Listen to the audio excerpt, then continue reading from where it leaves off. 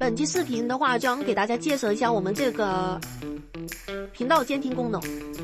首先，这个的话就是用我们的喜好去监听它已加入的频道啊。然后，如果说频道发送了一个消息，你可以选择是否点赞、是否已读、是否自动评论。它就是在发送出来的一瞬间啊，就会点赞、已读和评论的。这边我给大家演示一下。首先，我们先把频道在这里用批量加群功能去批量加频道。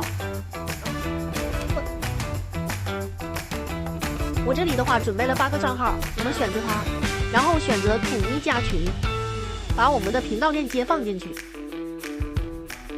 是的，是的。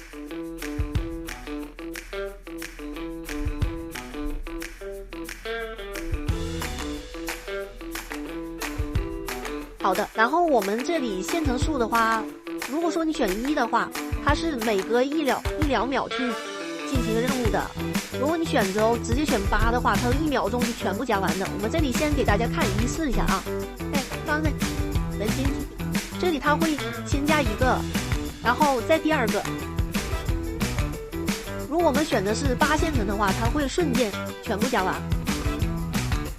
数字点的。这个好的，我们这边的话应该都加完了啊。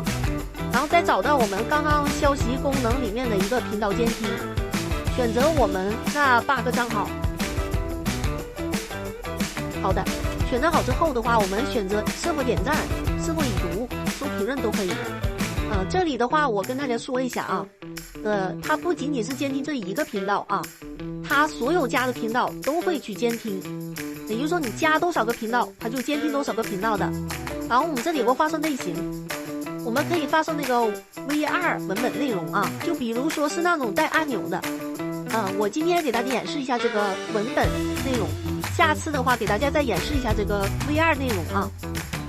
文本内容很简单，就是直接发送什么文字就行了。就我之前也测试过。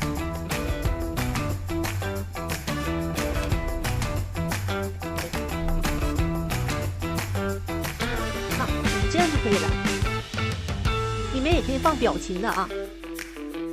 这里我们点击开始任务，好，这里已经开始监听了。我们直接测试一下。